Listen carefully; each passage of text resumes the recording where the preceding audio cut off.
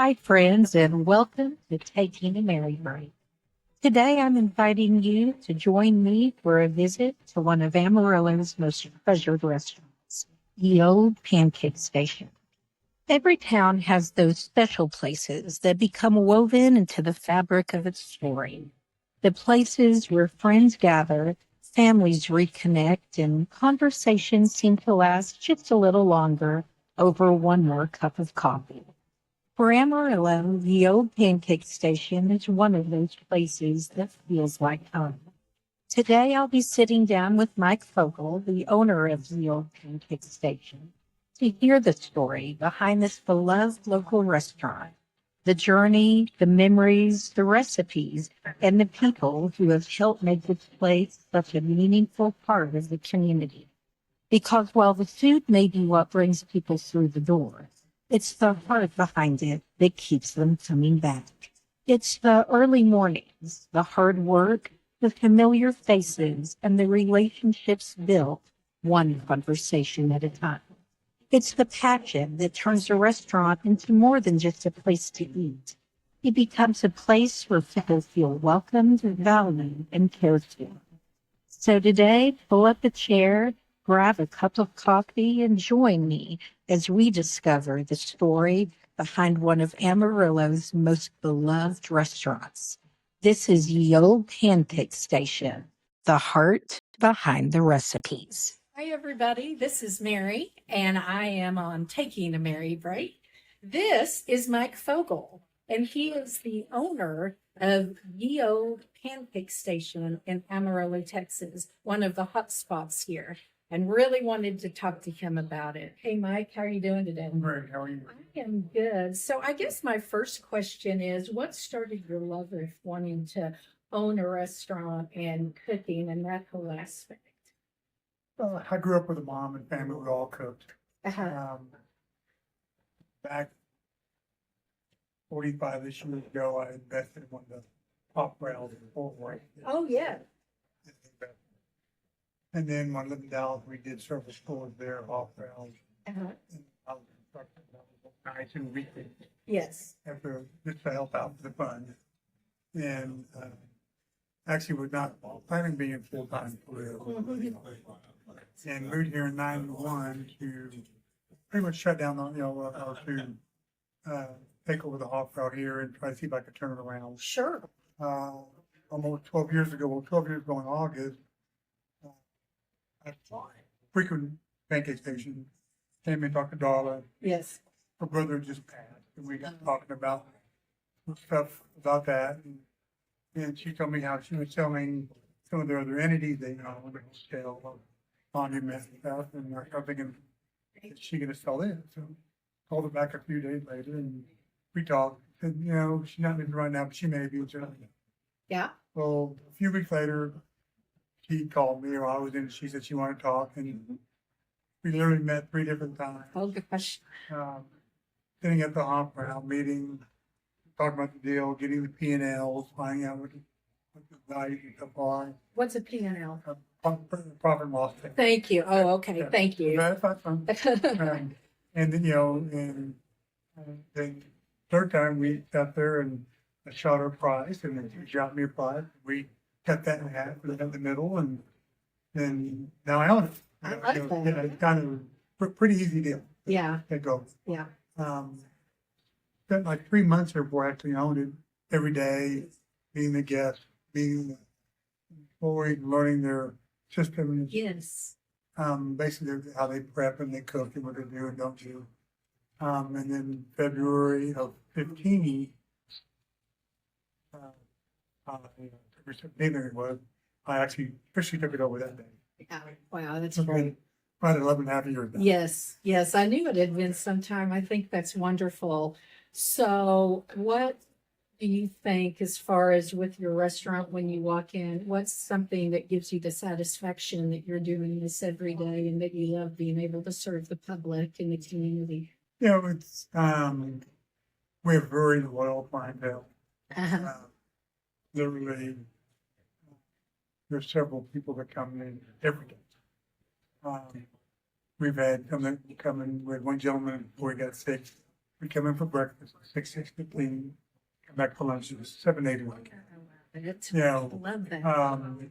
it's their comfort of feeling like it's their home. Yes. You know, and we're kind of, then we're about to close here at 2 o'clock. We'll slow right now, but normally just to chatter Yes. with the people and the laughter. They're getting good food, good service at a great price. Yes. This, well, Yeah. they told me down, you're not cheaper than some other places. And I jokingly tell them, I don't want all your money. Right. I want all your money a little bit of time with the rest of your life. That's right. Yeah. That's right. You need that security. I'm not trying to get a little bit of time. Right. Yeah. Right. So it's just Loyalty. we have great management, great employees, and this customer base is very loyal, very, constantly joking with me back and forth. Yes. Yeah, it's a lot of fun. I love that. So let's talk about your employees. What makes a great team? You build a culture. Yeah. I've learned that through other people, and we've done that here. And we have the lead cook, Tony, Uh-huh. been here 31 years. Oh, wow. And, this was opened as a restaurant in 1972. Wow. Okay. And it changed several hands. Sure. Dollar Fry, like Right. Turner Brother Bill, collectively owned it 28 years ago. Before I bought it. Okay. Dawn, she's been around here somewhere. She's been she's been here 31 years. Wow. I love that. Jamie's been here 15. Michelle's been here 15. And that says a lot that you hold employees that long, because when people stay that long, they don't want to leave. They know they're in a good place. So, and I'm tough. I'm not gonna lie about that. I'm tough on them sometimes. And that's Yeah. business. Tough love, you want to call it. But they servers do very well here. They make very good money. Uh-huh. That's part of it. I mean, that's a lot, I'm sure. Sure. But we try to make it a good working. Yeah. I love that. And let's talk about your cook. So let's talk about Tony. You said he's been here, 31 years? 31 years. Wow, that's wonderful. So do you go back sometimes and cook up a meal too, or do you I don't just, spend much time in the kitchen. right? My forte is front of the house. Yes, Shaking hands, getting baked. yes, yes, I joke around, I kiss women and shake baby yes, and get in trouble for both. right. But just that I can cook in the kitchen. I'm not the best out there because the menu is so big. Right. And if you don't use it, you lose it kind of thing. Right, And I've got to ask, okay, well, what goes in this omelet? How many pieces go? yes. They can go with this senior versus the bumpkin. Or So they have their method, they yes. do. Uh-huh. And my managers are better at it, so they do it, and they'd rather have me up front. Sure. Yeah, I love Well, that. my bus, I do dishes, I've done it all. There's nothing I can't do in the kitchen, Right, but I'm not the best at it in the kitchen. right, Yeah. right. I use my qualities with it. Sure. I love that. I love that. So what is your favorite meal here? One of my favorite meals is called flipped green eggs and ham with twist. Mm. It is we call it twist, it's an egg benedict, Uh-huh. but we use ham instead of Canadian bacon. We put, the eggs, we do fried eggs, we don't do poached eggs, on it. And the biggest question has our homemade green chili sauce on there. Oh, And it's gonna be on the side, it has holidays and nice. and that's probably one of my, I guess, most most endeared or the Dutch baby. Oh, yeah, the Dutch baby. It's called Bubby's Dutch baby after my mother. Oh, what's that Yeah, story? my mother. When my parents lived in Dallas, he was the place where we're going to pancake Dallas based early. And go to the cemetery to see my father. He would be there for breakfast. If we'd go to the family, we'd always get the Dutch baby, Uh-huh. like an appetizer. Yeah. Me, my sister, my brother, me, mom. And so when I bought this, I thought I'm going to bring this in her honor. The first was called, I think it was the Dutch baby. Her name was Rose, and they called her Rose's Dutch baby. And Bubby is for grandma's name. I like that. Bubby is for grandma. And so finally, I'm just going to go all the way. So it's called Bubby. It's a great product. Comes with lemon, powdered sugar, syrup. We made a meal out of it. You can get eggs with it. Hey, it's a great product. It's a great tasting product. And it's kind of dear to my heart. Well, I'm so glad you shared that. Our Mexican scramble is a great deal. Our burgers, we do our own patties. Yes. Patties. Yes. It's a 2 8-ounce patty, French fries, tater tots. We get a lot of comments on enchilada dinner. Huevos and churros. Just pretty much our menu is massive. I keep wanting to take things off of the menu Right. to make it easier, but everything's simple. Yeah. And so lives to keep. Yeah. Some of the new items we added just recently were a cold brew coffee. We added a quiche, basically a ham and cheese, parchment, ham, cheese, and spinach, a combination, which is all the bit like a combination omelet, and then a bacon onion. We added that. We had a catfish sandwich, great, just like on hamburger bun with all veggies, great sandwich. It's just really all our stuff is really good. Yeah. I'm no biased. I was going to say, and well, you should be. Yeah. So. And but from the clientele we have, okay, tell them all the time. I talk to probably 99% of people that come in every day. I love that. When I'm in here, take call tables, I go buy a chicken every day. It's the relationships you're building. I Correct, love very that. much. The cashier that helps in the front there, what they do is when you don't pay the table, you pay the cashier. Uh-huh. When you check out, one of the first questions is, how was it? Mm-hmm. You paying with cash or card? Right, exactly. But Right. more importantly, how was everything? Absolutely. And on occasion, like, it wasn't good. Well, hang on. They'll come get me or Roger or Michelle, Uh-huh. the manager, Yeah. and we'll talk. And it's, sometimes, hey, I'm sorry, we'll fix it. Be sure next time we'll make it right. I'll compliment I have to, or give a coupon, or. But if if it ain't broke, don't fix it. But if it broke, I can't fix it. That's right. That's right. I probably catch before they ever get up. Yeah. Can't we don't bat a thousand. We have people that leave. They leave. They don't like the food. I don't care where you are. That's gonna happen.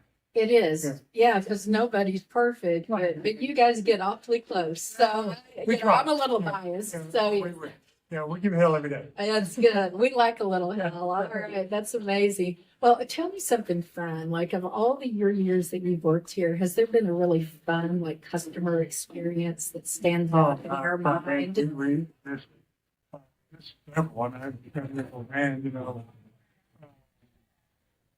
yeah, I mean, I can't think of it offhand now, but yeah, this is going to be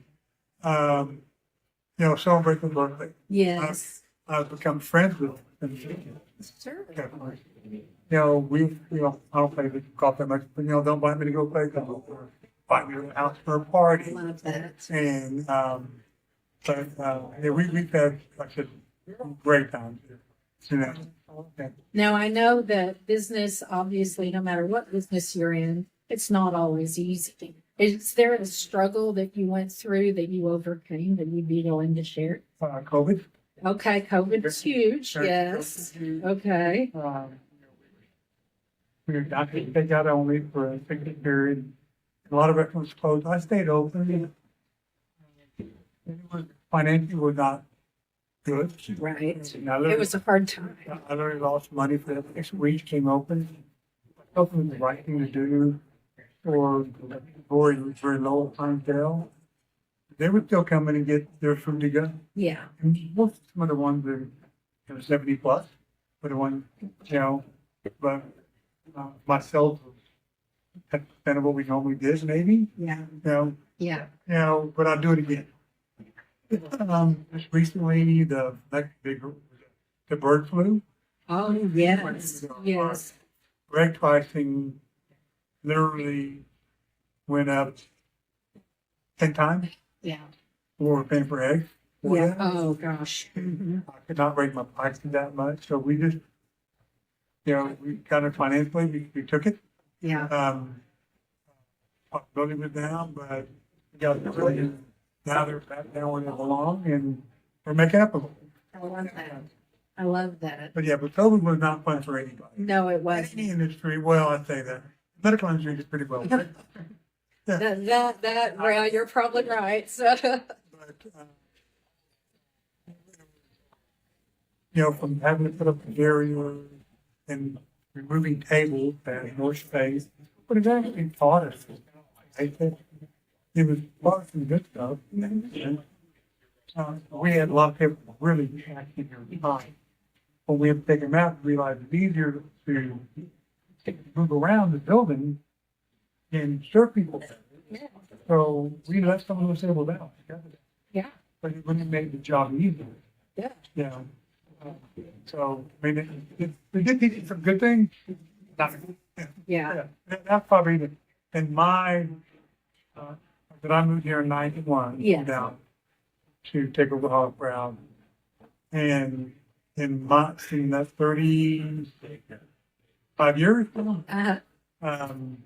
that everything I had to do, Oh. had to go through the school. Oh. I can't even imagine. Yeah, and that was a game changer, I'm sure, for anyone that was Yeah. a restaurant. Well, really, I think you need to. And then surviving Yeah. it. I mean, I know, I have several friends of mine, service stations. They flourished. Yeah. People were sitting home and like, oh, we need to paint, and we need to, Right. and they Home improvements. and they had the money,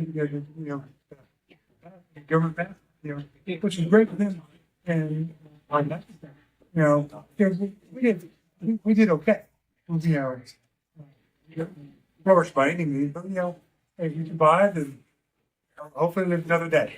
Love that. I absolutely love that. So, okay, here's a question for you. As a business owner, if someone out there is watching and thinking about starting their own restaurant, or, having that vision, having that passion like I can see in you, what would be words of advice that you would give them to help them on the way? Don't do it. Oh, no. Run. No. And in all honesty, I've always joked that this is the greatest job in the world. Wasn't fun forward. Right? Yeah. And then, you have to, like anything else, you have to have a passion for it. Yes. And it's tough because there's so many women from, when they walk in, I bet people are all like, you're a mark for me. They also were rude. They could say, have two of them, alone in the morning. Server roll drive. My food's not cooked right, so we'll cook it undercooked for it. Hundreds of different moving parts. Sure. It's difficult. But it's one of the great, to me, it's one of the great industries there is out there. Because people make it what it is. The boys and the guests. The boys make it break you. Yeah. And then the boys and the guests make it. Yeah. Yeah, just if you try to jump on, do your due diligence. Find a mentor, someone who will help you. And more importantly, listen. If he has a successful business, he or she, don't just take their advice. Use their advice. I had another contact while staging for several years, and I was one of the mentors for several of the other restaurateurs. Yes. Staging. They were calling asking me for my advice, and then I'd call them the next week, hey, how's it going? Are you doing this and this? No, we're not going to do that. Then, I'm not the sweet cook. I'm Right. not the smartest guy in the room. I don't want to be the smartest guy in the room. Right. I don't know it all by any means, but something that I do know. And about, just try it. No, we need Friday. We don't, not going to. Then you get to the point where, well, then why you asking? Why you wasting your mind time? Yeah. And just, yeah, probably one of the most important things in any business really is get people. It's dedication. Yeah. Um, I'm here, unless I'm out of town or some kind of surgery that enables me to be here. Right. Yeah, I'm getting my hearing place here in month. And Yes. as soon as I can, I'll be here. My baby in sweatpants and a walker, but I'll be here. I know you Yeah. will. Yeah, that's You know, good. hey, it's good therapy on the knee, and I want to get out. So, just run the business, part of it. Yeah. You know, and if you hire somebody to run it for you, the right person. When I first went to Harvard, I didn't know the restaurant business. I didn't know the ins and outs. Yeah. I knew to me food cost was, the menu, the burger cost $10. Well, no, food cost was what it cost me to produce it for a plate. Sure. Labor cost. So two big items you have in a restaurant. Of course. You need to know those things. In order to controlling labor and food costs. That's a make or break in this business. Right. But as I said, I would, if anybody do it, if they do it right. But, I actually, when one of the law skating guys came to me one day and said, what's your opinion about doing it? Well, I said, take that $250,000, whatever you're going to spend, go to the toilet and flush it. Whatever comes back up, you get to keep it. Yeah. It's all fun. Right. I said, that can happen. The other deal is, if you can take that money, you can afford to lose that money. It doesn't change your lifestyle. Then do it. But if you need that 50,000 or 100,000, whatever it may be, and you can't pay your rent and send your kids to college anymore, because the success rate is not, I don't know what the percentage is. Restaurant, I don't remember what about things like Right. but there's a lot of failure, unfortunately. I know. It's a And hard it's business. from multiple reasons. Yeah. Could be location, could be management of food, or the lost cake of it goes because there are too many of that type of food genre down the road, Yeah. and the pie got too small. Yeah. Yeah. So you got to pick and choose. But good. Well, I love you're doing this, and this place is incredible. When you guys are in Amarillo, it is a good time to eat breakfast and everything else that you serve. I am an honor to talk to you. Thank you for sharing some of your stories and wisdom. And as always, this is Mary from Taking a Mary Break, and have a good day. All right.